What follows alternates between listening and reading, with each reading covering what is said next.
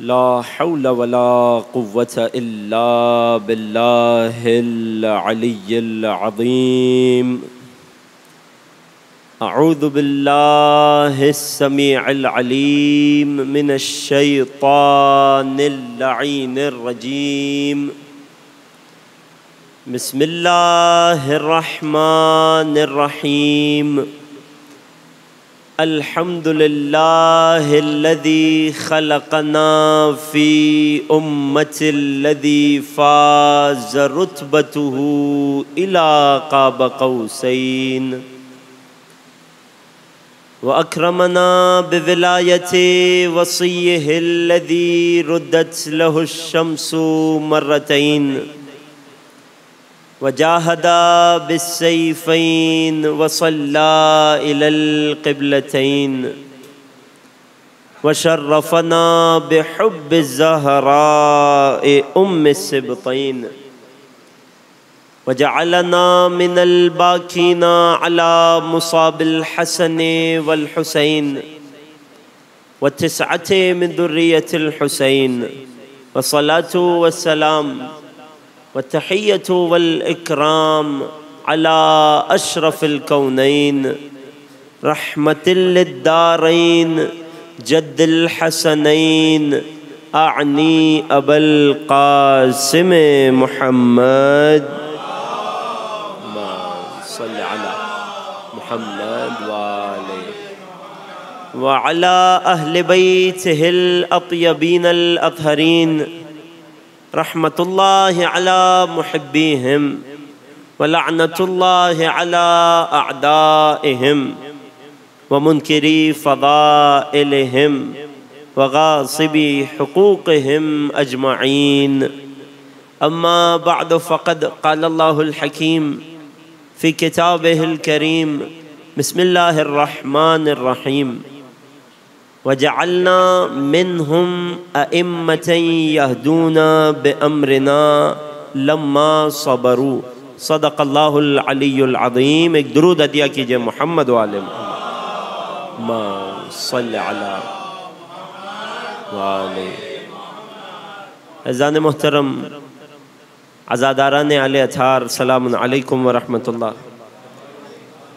खुदा का बेपनाह शुक्र है, फ़ज़ल है, एहसान है, इम्तिनान है कि उसने मुझे और आपको रसूल और आले रसूल का चाहने वाला बनाया, उनके ज़िक्र करने की तौफ़ीक अता फ़रमाई। अज़ान मोहतरम, अलविदाई मजालिस अज़ा हैं, अलविदाई अशरा इसे आप समझिए। माह रब्बिउल अव्वल का आगाज़ हो चुका है। हम अज़ादारों का बरे सग़ीर में एक ज़माने से ये तरीक़ा रहा है कि हम 8वीं रबीउल अव्वल को मनाकर, अपने 11वें इमाम की शहादत को मनाकर जो पहली ईद आती है उस पर हम सोग बढ़ाते हैं, उस पर हम बाकायदा अय्याम अज़ा का इख्तिताम करते हैं। यहाँ बाज़ नौजवान दोस्तों के जहनों में एक सवाल आता है कि क्यों अय्याम अज़ा को बर्रे सग़ीर में इतना तवील किया जाता है, क्यों चहलों में इमाम हुसैन तक ये सिलसिला ख़त्म नहीं हो जाता। पहले 1 से 2 जुमलों में जवाब, चंद हिकमतें, क्यों हमारे उलमा ने ये काम किया, क्यों हमारे अज़ादारों, हमारे बुज़ुर्गों की एक तूले तारीख़ में ये सीरत रही। 1 से 2 जुमले जवाब के तौर पर, ताकि जब इन अय्याम अज़ा को मनाएं, 8 रबीउल अव्वल तक मनाएं, तो इंतहाई दिल के साथ, अक़ीदत के साथ, उसी जज्बे के साथ मनाएं। 40 इमाम हुसैन के बाद, चहलों में इमाम हुसैन के बाद एक बहुत बड़ी और अलमनाक मुनासिबत, एक बहुत बड़ा सानिया, जहाँ वफ़ात रसूल खुदा है वहीं शहादत इमाम हसन मुज्तबा भी है। और अभी ये शिया, ये चाहने वाला, ये अज़ादार, ये मोमिन, ये मुहिब अपने रसूल और अपने इमाम के गम से, गमों को भुला नहीं पाया, कि 8वीं रबीउल अव्वल की सूरत में 11वें इमाम की शहादत आ जाती है।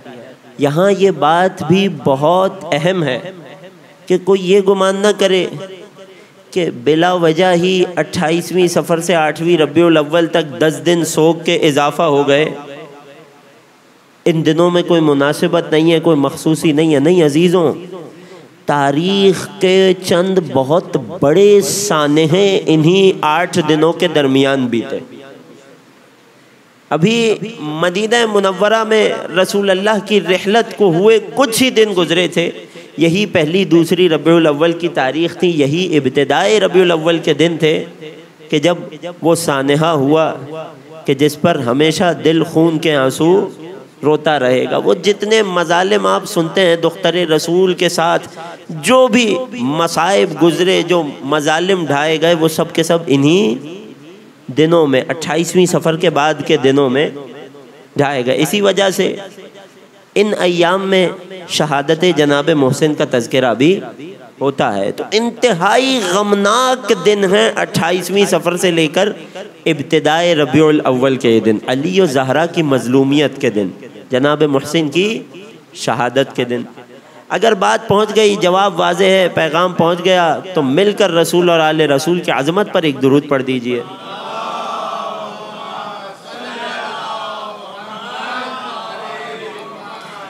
तो अब 7 दिन की मजालिस है, सिलसिला गुफ्तगू है। बहुत गौर किया, बहुत सोचा, सबसे ज़्यादा मुनासिब जिस मौजू को पाया इन अय्याम से वो इख्तियार किया, और वो मौजू रहेगा इन 7 दिनों के लिए सीरत इमामैन अस्करीयैन। इमाम अस्करी की शहादत की मुनासिबत है 8वीं रबीउल अव्वल।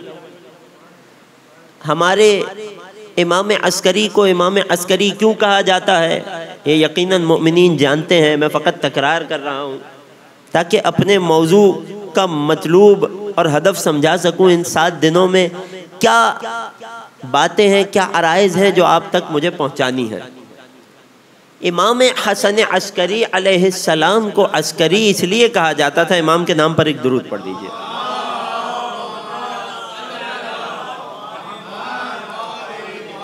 इमाम को अस्करी इसलिए कहा जाता था क्योंकि अस्कर कहते हैं लश्कर को, और जब एक तारीख़ी वाक़या पेश आया, वो आपकी खिदमत में पेश करूँगा आइंदा गुफ्तगू में, कि जिसकी बिना पर बनु अब्बास ने अपने दारुल हुकूमत को, अपने कैपिटल को बगदाद जैसे बड़े शहर से मुंतकिल कर दिया एक छोटे से कस्बे में, कि जो शहर बगदाद से 150 किलोमीटर के फासले पर है, कि जिसका नाम था सामर्रा। सामर्रा का इलाका था, यहाँ कैपिटल दारुल खिलाफा मुंतकिल हुआ, और इस सामर्रा ने फ़ौजी छावनी की हैसियत इख्तियार कर ली। चूँकि फ़ौजी लश्कर रहा करता था, लिहाजा उस इलाके को अस्कर कहा जाने लगा, और अस्कर में बसने वाले, रहने वाले मेरे इमाम को, अस्कर के इलाके में दफन होने वाले मेरे इमाम को अस्करी कहा जाने लगा। ये था इमाम अस्करी का वजह तस्मिया। अब सामर्रा में हमारे पास 2 इमाम मासूम दफन है, जैसे काज़मैन में हमारे पास 2 इमाम मासूम दफन है। काज़मैन में कौन से 2 इमाम दफन हैं? दादा और पोता, 7वें इमाम और 9वें इमाम। आम तौर पे नौजवान दोस्त खल्त कर जाते हैं काज़मैन और सामर्रा की कबूर में। काज़मैन में दादा और पोते की कब्र, 7वें इमाम और 9वें इमाम, जबकि सामर्रा में वालिद और फर्जंद की कब्र, 10वें इमाम और 11वें इमाम। चूँकि अस्कर का इलाका था जहाँ ये दोनों इमाम दफन हुए, इनका मदफन करार पाया, इस मुनासिबत से जब इन दोनों इमामों को, 10वें और 11वें इमाम को मुश्तरका तौर पर याद किया जाता है, तो इमामैन अस्करीयैन कहा जाता है। वो 2 इमाम के जो अस्कर के इलाके से, सामर्रा के इलाके से मंसूब हैं, कि सामर्रा जिनका मदफन करार पाया। दिल चाहा कि आज इस फुर्सत को, इन दिनों को गनीमत जाना जाए। इमाम अस्करी की तो शहादत है, लेकिन इन दिनों से, इस फुर्सत से इस्तिफ़ादा करते हुए हमारे इन दोनों इमामों की, 10वें और 11वें इमाम की सीरत पर तफसील से मोमिनीन से गुफ्तगू की जाए, तफसील से आपकी खिदमत में आराइज़ पेश किए जाएँ, ताकि इन अय्याम अज़ा की बरकत से, जब इन अय्याम अज़ा से बाहर निकलें, जब इस शौक़ को बढ़ाएँ, तो अपने 10वें और 11वें इमाम की मारिफत में इजाफ़े के साथ बढ़ाएँ। क्योंकि इस बात से आप तमाम दोस्ती यकीनन इत्तेफाक करेंगे कि इन इमामों का तज़किरा बहुत ही कम किया जाता है। आम तौर पे एक मोमिन होने के नाते मैं, कि जो इनकी इमामत का मोतक़िद हूँ, इन इमामों की ज़िंदगी के बारे में बहुत ज़्यादा नहीं जानता। कई सालों पर मुहीत इमाम की उम्रें हैं, मुझे चंद चीदा बातें और वाक़यात पता हैं, इससे ज़्यादा मैं नहीं जानता।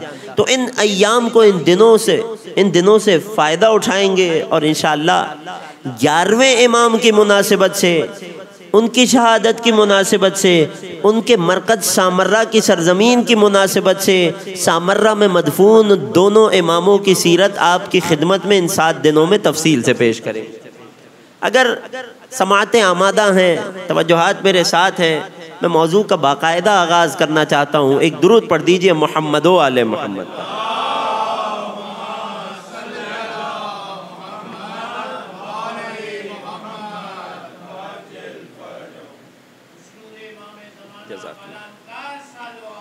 अल्लाह सल्ली अला मुहम्मद। सीरत इमामैन अस्करियैन, ये एक उमूमी मौजू रहेगा, ये एक उमूमी इन्वान रहेगा, लेकिन रोज़ाना हम किसी एक इमाम की, इन दोनों इमामों में से किसी एक इमाम की हयात के किसी ख़ास पहलू की तरफ इशारा करेंगे, किसी ख़ास जहद से गुफ्तगू करेंगे। आज की गुफ्तगू का इन्वान हमारे इमामैन अस्करियैन में से जो पहले इमाम हैं, मेरे और आपके 10वें इमाम, उनकी सीरत हयात का खुलासा। मेरे इमाम की विलादत के हवाले से सन हिजरी में इख्तिलाफ पाया गया। 5 रजब बहुत मारूफ तारीख 10वें इमाम की विलादत की।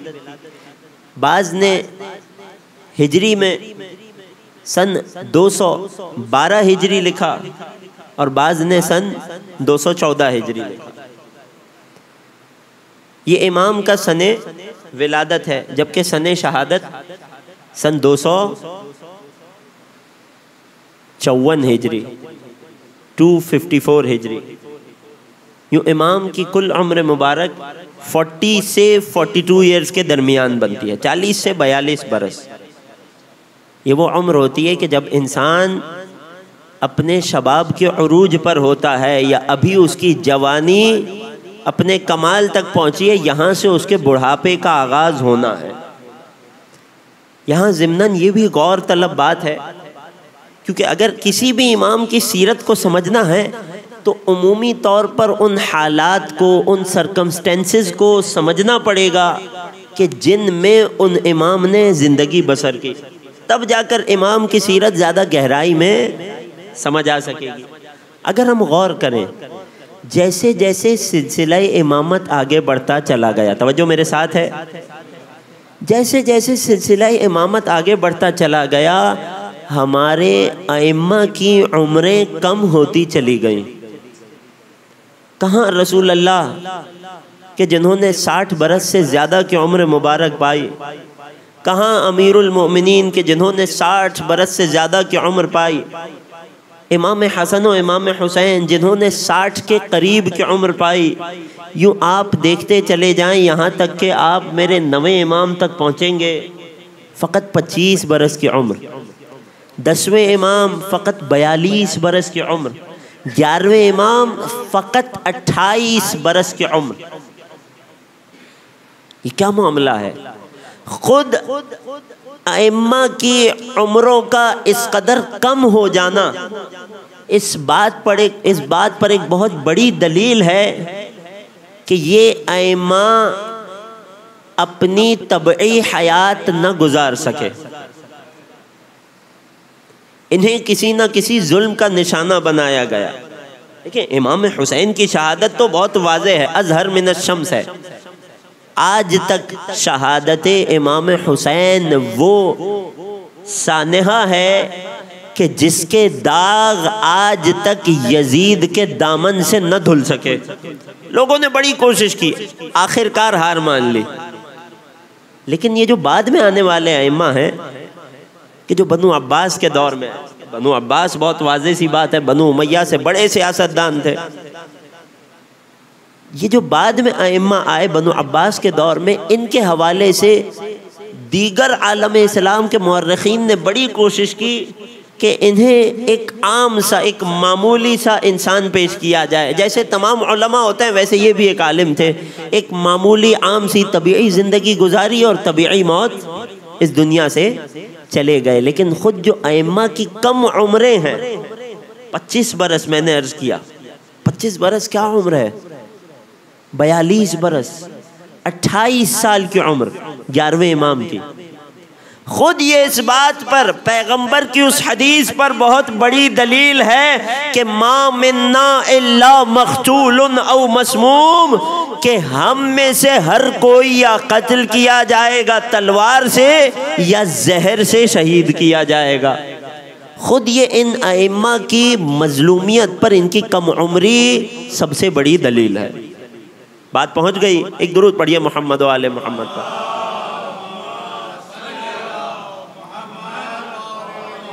और जैसे जैसे सीरत इमामैन अस्करिया, इनकी 10वें 11वें इमाम की सीरत की गुफ्तगू आगे बढ़ेगी, ज़रा बात गहराई में उतरेगी, तो हमारे लिए और वाज़ेह होता जाएगा कि क्यों हुकूमत वक्त को इतनी जल्दी थी, क्यों 9वें इमाम को 25 बरस में शहीद किया जा रहा है, क्यों 11वें इमाम 28 बरस की जवानी में, भरी जवानी में शहीद किए जा रहे हैं। मामलात क्या थे, खौफ क्या था, क्यों हालात उनके काबू से बाहर जाते जा रहे थे कि इस इंतहाई कदम तक उठते कि इमाम के कत्ल की साजिश करते।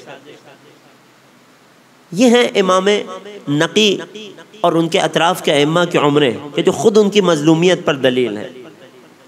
विलादत हुई मदीने के करीब के एक इलाके में, नाम है सुरिया, मदीने के बहुत नज़दीक की आबादी। इमाम की वालिदा माजिदा, इमाम के बाबा, मेरे और आपके 9वें इमाम।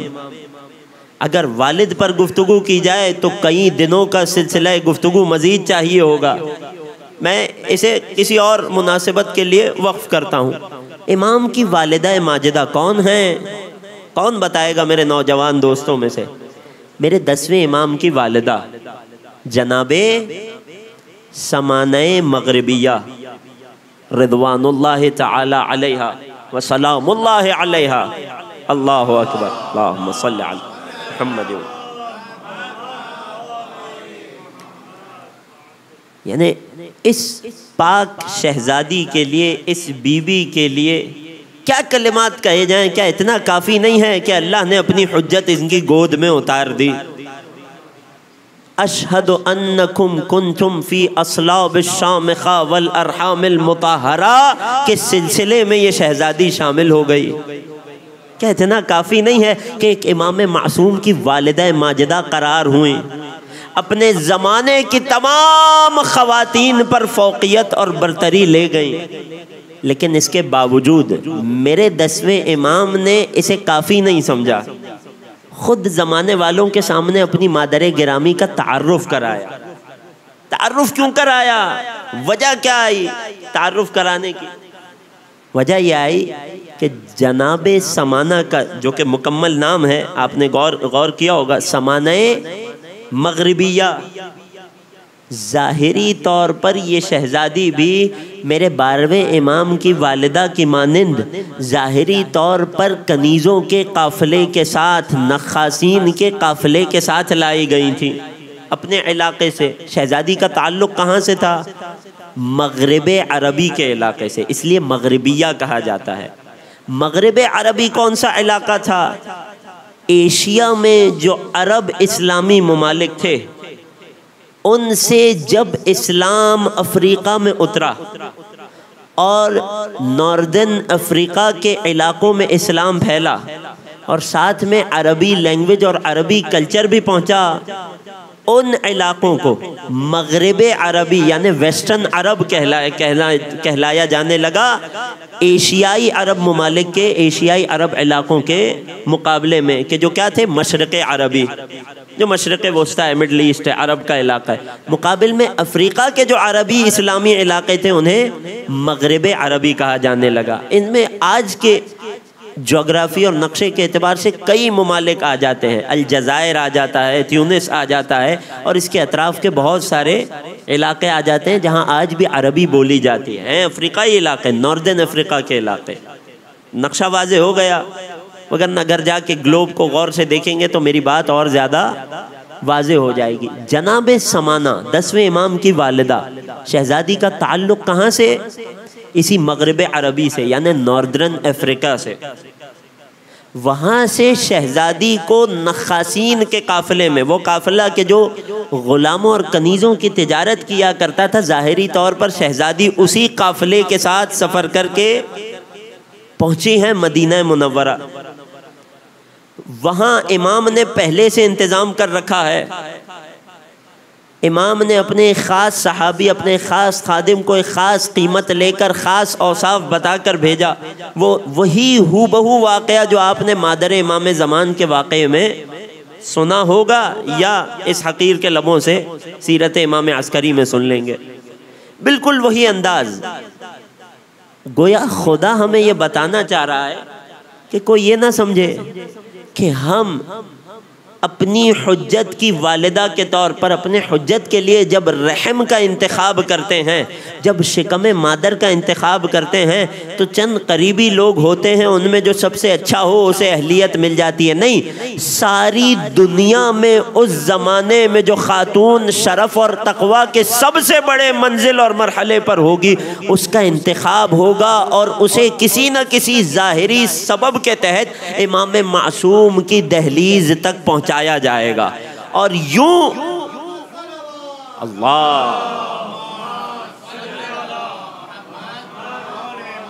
और यूं खबरदार कोई हमारी हुज्जतों के रहम मुतहर, हमारी हुज्जतें जिन गोदियों में पली, उन गोदियों की फजीलत को कोई कम ना समझे। लेकिन इसके बावजूद ज़ाहिरी तौर पर अरब का इलाका कि जहाँ वैसे ही बड़ी डिस्क्रिमिनेशन, बड़ा तासुब पाया जाता था, मगरिब अरबी से, नॉर्दर्न अफ्रीका से एक अफ्रीकी खातून आ रही हैं ज़ाहिरी तौर पर कनीज़ के एतबार से, और इमाम तकी ने उन्हें अपने अक़्द में लिया। अब खुदा ने उन्हें चुन लिया अपनी हुज्जत खुदा के लिए, लेकिन जो अरब मुआशरा था वो अपनी असलियत पर कायम था। कहीं ऐसा न हो कि लोग ज़ाहिरी तौर पर कनीज़ी में लाई जाने वाली इस शहज़ादी के मर्तबे को कम समझें। कहीं ऐसा ना हो लोग इन्हें इनकी अल्लाह की अता करदा फजीलत के हामिल और काबिल न समझें। इमाम नकी ने वजाहत की, अपनी मादर गिरामी का कसीदा पढ़ा। अल्लाह अकबर, क्या जुमले हैं मेरे इमाम के अपनी वालिदा के बारे में। अगर आमादा हैं, तवज्जो हैं, तो मिलकर जनाब समाना की आज़मत पर एक दुरूद पढ़िए।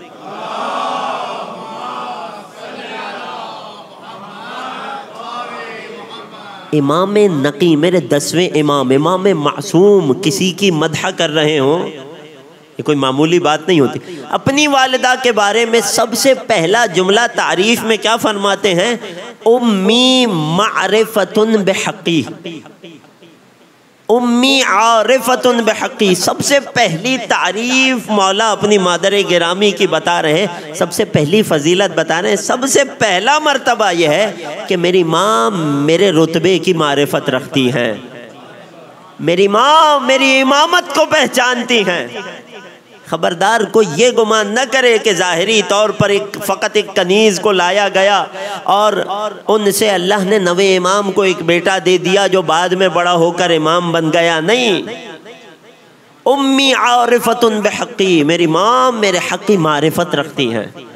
अल्लाह अकबर।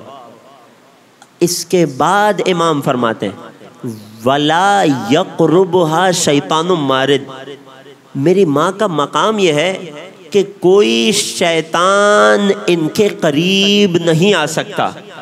कोई इन्हें सिराते मुस्तकीम से हटा नहीं सकता। इमाम कुछ बताना चाह रहे हैं कि जब खुदा उम्महाते मोमिनीन का तज़किरा करे तो हुक्म दे, ए उम्महात, ए माओ, आपका बड़ा मकाम है, बड़ा मर्तबा है। इन इत्तक़ैतुन्ना, इस शर्त के साथ कि आप तक़वा इलाही को थामे रखें। वहीं इमाम अपनी वालिदा के बारे में बता रहे हैं कि मेरी माँ का रुतबा यह है कि कभी कोई शैताने रजीम इनके करीब आ ही नहीं सकता। यहाँ ये इम्कान ही नहीं है कि सिराते मुस्तकीम से हट जाएं, लिहाजा यहाँ इनके मर्तबे को बयान करने के लिए कोई शर्त नहीं लगाई जा रही। इमाम समझाना चाह रहे हैं मोमिनीन की माएँ और होती हैं, इमामों की माएँ और होती हैं।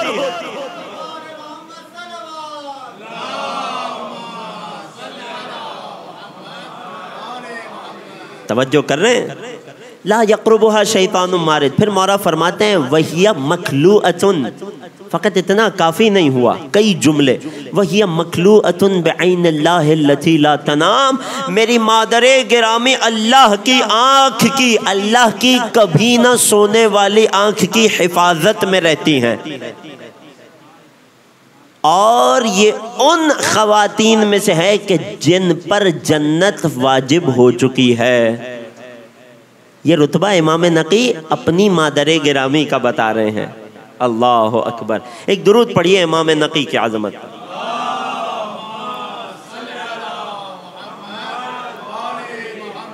ये वालिदा हैं और वो वालिद हैं नवे इमाम तक़ी जवाद। अल्लाह अकबर। इमाम नकी इब्तिदाई ज़िंदगी फ़कत 7 से 8 बरस के थे कि जब बाबा को शहीद कर दिया गया, नवे इमाम को शहीद कर दिया गया। अभी इमाम मदीने में है, 10वें इमाम मदीने में है। नवे इमाम की शहादत हो गई। नवे इमाम की वसीयतें थी, नुसूस थी, वाज़ेह बयानात थे अपने चाहने वालों के लिए। लिहाजा इमाम तकी की इमामत को मानने वालों ने फौरी तौर पर ही 10वें इमाम इमाम नकी को अपना इमाम मुकर्रर कर दिया, अपना इमाम मान लिया, एतकाद आ गया। इधर चाहने वालों का यह आलम। यहाँ एक सवाल उठता है ना कि कैसे बड़े बड़े बुजुर्गों ने एक 8 बरस के बच्चे की इमामत को बेचूनो चरा तस्लीम कर लिया, कैसे? इसका जवाब यह है कि यहाँ पर भी 10वें इमाम के वालिद नवे इमाम सारा ज़मीना हमवार करके गए थे। क्यों? क्योंकि अइम्मा में मेरे नवे इमाम वो पहले इमाम हैं कि जिन्हें इंतहाई कम सिनी में 8 से 9 बरस की उम्र में इमामत मिली। कि जब तूस में, खुरासान में, मशहद में इमाम रिज़ा की शहादत हो गई तो यहाँ मदीने में मेरे नवे इमाम की इमामत का आगाज़ हुआ। वो सारे वाक़यात आपने मामून और इमाम तक़ी जवाद के सुन रखे होंगे। वो मछली और शिकार वाला वाक़या, वो इमाम का दरबार में बुलाया जाना, इमाम के मुनाजरात, कई हज़ार सवालों के जवाबात देना, याह्या इब्ने अक़सम जैसे उस दौर के सबसे बड़े मुफ्ती और आलिम से मुनाजरा करना और मुनाजरे में उसकी शिकस्त फाश होना, ये तमाम असबाब जमा हो गए थे कि अब लोगों के जहनों से ये बात निकल चुकी थी कि आले मोहम्मद का बच्चा भी हमारे घरों के बच्चों जैसा होता है। ज़हनी तौर पर चाहने वाले आमादा थे। क्यों? क्योंकि बाबा की कमसिनी की इमामत देख चुके थे। नवे इमाम ने न सिर्फ अमली तौर पर अपनी इमामत को साबित किया, अपने इल्म के ज़रिए, अपने तक़वा के ज़रिए, अपनी शराफत के ज़रिए, अपने ज़ुहद के ज़रिए, बल्कि इमाम ने कुरान से बड़ी दलीलों के अंबार भी लगाए। जब कोई पूछता ए फ़र्ज़ंद रसूल इतनी कमसिनी में इमामत, हम 8 से 9 बरस के बच्चे की इताअत करेंगे? इमाम कुछ ना करते, फ़कत कुरान से इस आयत की तिलावत करते कि जब 3 दिन के ईसा ने मरियम की गोदी में आयत पढ़ी थी, इन्नी अब्दुल्लाह आतानी अल किताब व जअलनी नबिय्या, मैं अल्लाह का बंदा हूँ, मुझे किताब दी है, नबी बनाया है। फिर सवाल करते अगर ईसा नबी हो सकते हैं 3 दिन की उम्र में, तो हम 9 बरस के इमाम क्यों नहीं हो सकते? जुमले को तब्दील करके हवाले कर रहा हूं। अरे जब मरियम का बेटा 3 दिन में नबी हो सकता है, तो फख्रे मरियम फातिमा जहरा के बेटे कमसिनी में इमाम क्यों नहीं हो सकते?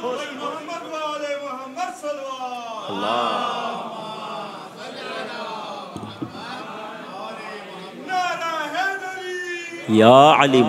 तो ये सारा ज़मीना, ये सारी मुकद्दमा साजी मेरे नवे इमाम अपनी हयात में करके जा चुके। लिहाजा 10वें इमाम की कमसिनी के इमामत पर न किसी को हैरत हुई, न किसी को शक हुआ, न शुबा हुआ। हाँ, दूसरी तरफ हुकूमत वक्त अपने उमूर में मशगूल रही। वो कि जिसने नवे इमाम को कत्ल किया था, कौन था? हारून का बेटा मुअतसिम अब्बासी, नवे इमाम का कातिल, उम्मुल फज़ल का, मामून की बेटी का चचा, कि जिसने उम्मुल फज़ल के ज़रिए नवे इमाम को जहर दिलवाया। तारीख़ तो जहनों में है ना अजीज़ों। ये मुअतसिम अब्बासी था कि एक तरफ नवे इमाम शहीद हुए, दूसरी जानिब अपनी दानिश्त में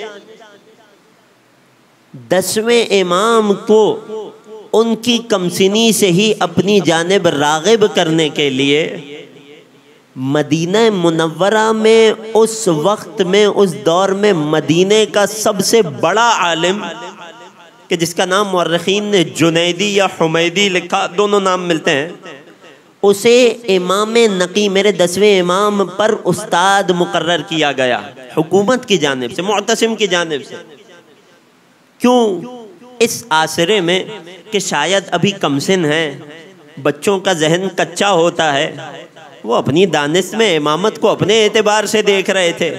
बच्चों का जहन कच्चा होता है, अभी से अपने मतलब की बातें पढ़ाएंगे तो जब तक ये बच्चा पल बढ़कर जवान होगा, हमारा हम फिक्र हो चुका होगा, और यूं बहुत बड़ी खतरे की तलवार बनु अब्बास की गर्दन से उतर जाएगी। व मकरू व मकर अल्लाह वल्लाहु खैरुल माकिरीन। वो लोग अपना मकर करते हैं, अल्लाह ने अपना मकर रखा है। इधर इसने मदीने के उस दौर के सबसे बड़े शेख को, सबसे बड़े उस्ताद को, 8 से 9 बरस के कमसिन बच्चे का उस्ताद मुकर्रर किया, मेरे 10वें इमाम का उस्ताद मुकर्रर किया। पहले दिन उस्ताद अपने शागिर्द के पास आया है इस नीयत से कि इस कमसिन बच्चे को मैं बड़ी बुनियादी मालूमात से सिखाना, पढ़ाना शुरू करूँगा।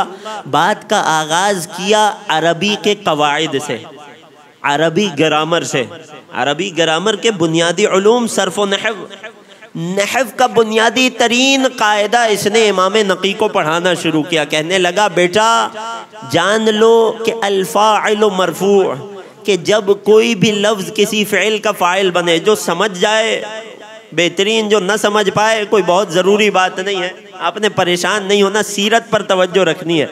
बेटा फ़ाइल मरफू होता है, अगर जैद कलाम अरब में किसी फ़िल का फ़ाइल बने तो वो ज़ैदुन पढ़ा जाएगा, ज़रबा ज़ैदुन, क़ाला ज़ैदुन कहा जाएगा।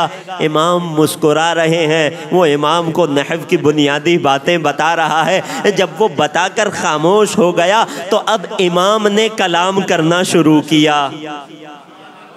इमाम ने उसे इल्मे नहव की वो गहराइयाँ बताना शुरू की, वो तफरीआत, वो शिक़ें बयान करना शुरू की जो मदीने के उस दौर के सबसे बड़े आलिम के वहमो गुमान में भी न थी। क्यों? क्योंकि भूल गया था, अरे यही नकी हैं कि जिनके जद अली इब्न अबी तालिब ने नहव की बुनियाद रखी थी। तमाम उलमाए नहव का ये बुनियादी और मुत्तफ़िक़ा फ़ैसला है कि वाज़िअ इल्म नहव, जिस तरह केमिस्ट्री का फ़ादर जाबिर इब्न अब्दुल्लाह अंसारी को कहा जाता है, इसी तरह कलाम अरब के क़वाइद व ज़वाबित पर मुश्तमिल इल्म नहव का बाबा, इल्म नहव का बानी मेरे मौला अली को कहा जाता है। मौला अली ने एक जुमले से इस इल्म नहव की बुनियाद रखी थी, और क्यों रखी थी? ताकि गैर अरबों को, मेरे और आपके जैसे अजमों को अरबी कुरान समझने में आसानी हो। क्योंकि अरबी अरब की तो मादरी ज़ुबान थी, उन्हें तो किसी कवायद की ज़रूरत नहीं थी। हमारे लिए क़यामत तक आने वाले हर गैर अरब मुसलमान पर अली का ये एहसान रहेगा। वो उस्ताद आया था, अपनी उस्तादी लेकर आया था, नहीं जानता था वो जिसने इल्म नहव को ईजाद किया उसके वारिस के सामने बैठा हूँ। खालिक़े नहजुल बलागा के वारिस को कौन अरबी सिखाएगा? मबहूत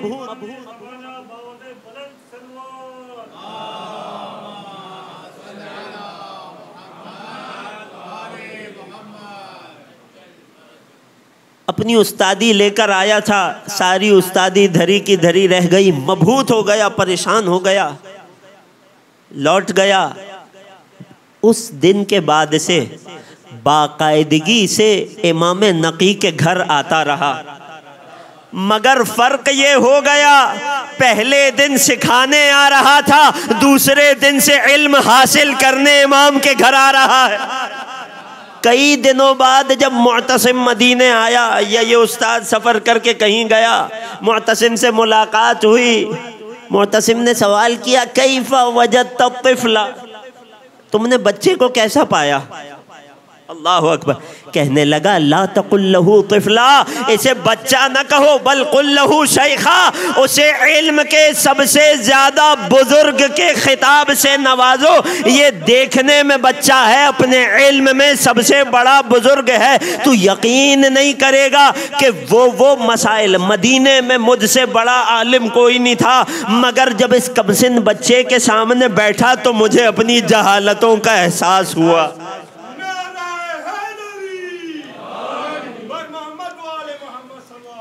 अल्लाहुम्मा सल्ली अला मुहम्मद। तो जब मदीने में रखते हुए, मदीने में बाकी रखते हुए इमाम नकी को अपने दानिश्त में अपनी राह पर न ला सका, इस खतरे का सद्देबाब न कर सका, तो अब हाकिम मदीना तक पैगाम पहुंचा कि अली नकी को मदीने से सामर्रा मुंतकिल किया जाए। यहाँ इमाम की हयात का एक बाब तब्दील हुआ, एक नया बाब। बस आज की गुफ्तगू को इसी बाब पर रोक रहा हूँ। सोचा ये था कि आज पूरी हयात का खुलासा हो जाए, मगर मैं क्या करूँ कि इन हस्तियों के तज़किरे के मुकाबले में वक्त इतना तंग है, जितनी भी कोशिश कर लीजिए इनका जिक्र इस महदूद वक्त में समेटा नहीं जा सकता। इमाम को सामर्रा मुंतकिल किया गया, इमाम को अपने नाना का मदीना छोड़ने पर मजबूर किया गया। बस यहाँ से कल सीरत इमाम अस्करियैन में 10वें इमाम की सीरत को हम आगे बढ़ाएंगे। अगर बात यहाँ तक पहुँच गई, एक दुरूद पढ़ दीजिए इमाम नकी की आज़मत पर। सल्लल्लाहु अलैहि। बस अजीज़ों, आज पहली रबीउल अव्वल का दिन गुज़रा है। ये दिन मंसूब है ज़हरा के एक लाल हज़रत मुहसिन अलैहिस्सलाम की शहादत से। इससे पहले कि मसाइब पेश करूं, चंद जुमले जनाब मुहसिन की मारिफत के बाब में बहुत ज़रूरी है। ये मुहसिन उसी घराने का है कि जिस घराने का शिशमाहा अली असगर भी वली खुदा होता है। जनाब मुहसिन वो कि जिनके बारे में उलमा फरमाते हैं कि ये भी हसन व हुसैन की मानिंद नस्ल अली व फ़ातिमा से थे। अगर दुनिया में तशरीफ़ ले आते तो शक नहीं था कि ये भी इमाम होते। ये बात पहुंच गई, मुश्किल तो नहीं है साहब, गिरां तो नहीं गुजरी। अब ज़रा इससे गहरी बात सुनिए, मारिफत जनाब मोहसिन के हवाले से अल्लाह ने अपने नबी से वादा किया था, इन्ना आतैना कल कौसर, ए नबी हमने आपको खैर कसीर अता कर दिया, आपके दुश्मन को नस्ल बुरीदा कर दिया, आपको नस्ल की सूरत में खैर कसीर दिया। इस कौसर की अमली तफसीर कब हुई? जब शहज़ादी कौनैन की विलादत हुई। शहज़ादी कौनैन के ज़रिए से अल्लाह ने नस्ल रसूल को कैसे और कितने फैलाया कि 2 शहज़ादे अता किए कि जिनके बारे में रसूल बार बार यही फरमाते थे कि हसन और हुसैन सुल्बे अली से हैं मगर मुझ मोहम्मद के लाल हैं। इन दोनों शहजादों से ये सारी नस्ल सादात फैल गई कि जो आज हम देखते हैं दुनिया के गोशे गोशे में मौजूद है। जितने सादात हैं, चाहे तकवी हो, नकवी हो, जाफरी हो, रज़वी हो, जैदी हो, हुसैनी हो, चाहे हसनी सादात हों, तबा तबाई सादात हों जो आले इमाम हसन से हैं, जितने सादात हैं मुझे नहीं पता क्या अदद है पूरी दुनिया का, मगर ऐसे इदारे हैं कि जो सादात का फ़कत एहसा करते हैं, शुमार करते हैं कि दुनिया में सादात कितने हैं और किस इमाम की नस्ल से कितने हैं, किस नस्ल के सादात कितने हैं। एक जुमले में बात का खुलासा कर दूं, ये जितने सादात हैं ये सारी बरकतें अगर इस दुनिया में आई तो ज़हरा के 2 शहजादों के सदक़े में आई, या आका हसन से या आका हुसैन से। उलमा फरमाते हैं ज़रा सोचिए, अगर ज़हरा का तीसरा लाल दुनिया में तशरीफ़ ले आता, अगर जनाब मोहसिन दुनिया में तशरीफ़ ले आते तो आज कौसर की तफसीर खैर कसीर नस्ल सादात की सूरत में इतनी ही होती या इससे कई गुना ज़्यादा होती। जब हसन और हुसैन के सुल्ब से अल्लाह ने इतने सादात को दुनिया में भेजा, यूँ नस्ल रसूल परवान चढ़ी, तो अगर ज़हरा का तीसरा लाल भी दुनिया में होता तो सादात जितने हैं उससे 1 गुना और ज़्यादा होते। उलमा फरमाते हैं, अब जुमला हवाले कर रहा हूँ, अब तक सारी मारिफत और तवल्ला आपने सुन लिया। अब उलमा फरमाते हैं कि नस्ल सादात में 1/3 नस्ल की कमी का गुना, 1/3 नस्ल सादात के गोया कत्ल का जुर्म और गुना और सजा उस लाइन के सर जाएगा कि जो इस जुर्म का मुर्तकिब हुआ था और जिसके जुल्म की वजह से जनाब मोहसिन की शहादत हुई थी। 1/3 सादात जनाब मोहसिन इब्न अली व फातिमा। अल्लाह, अब मुझसे आकर कोई ना कहना कि उनकी कुछ अच्छाइयाँ भी थीं। अल्लाह अकबर। अजीज़ों, यही दिन थे।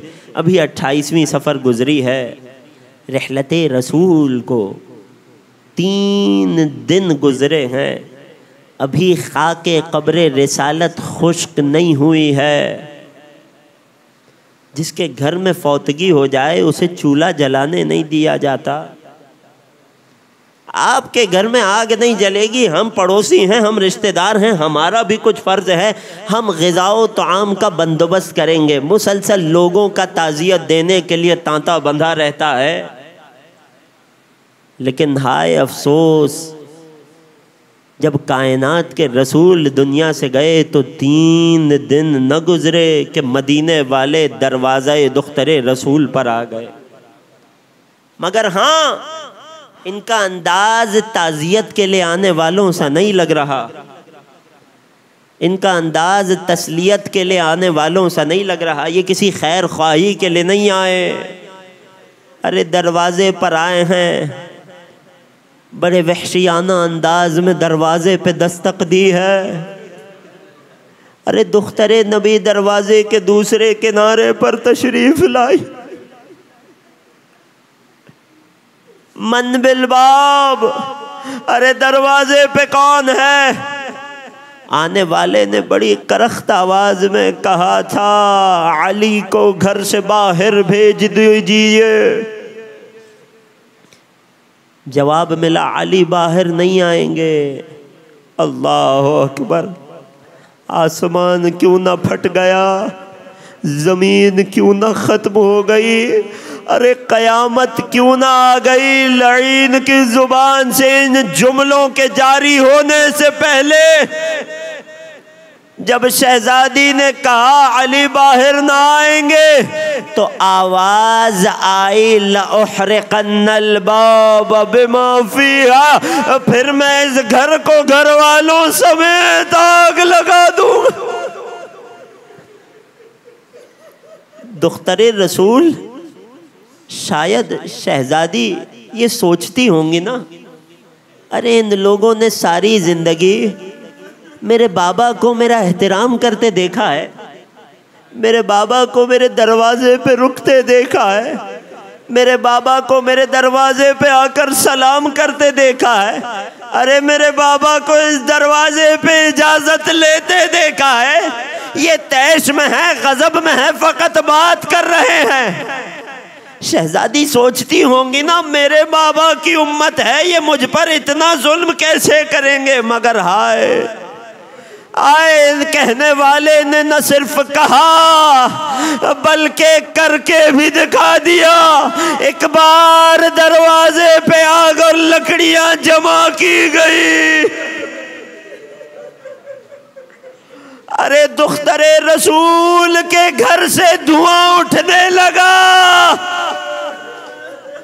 जब आग की लपटें बहुत बुलंद हुई, दरवाजा कमजोर हुआ। फरकल बाब बिरिजली, लईन ने अपने पैरों से दरवाजे को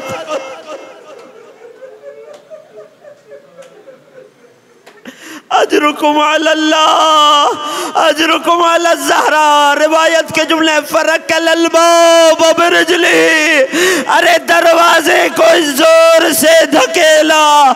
कानत फातिमा बैनल बाब वल जिदार, दुख्तरे नबी दरो दीवार के दरमियान।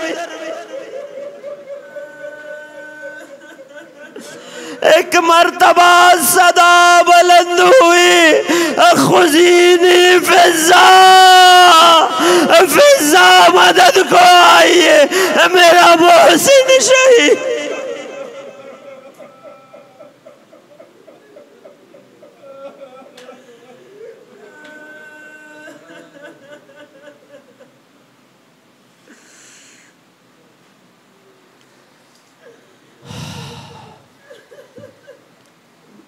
मातम हुसैन।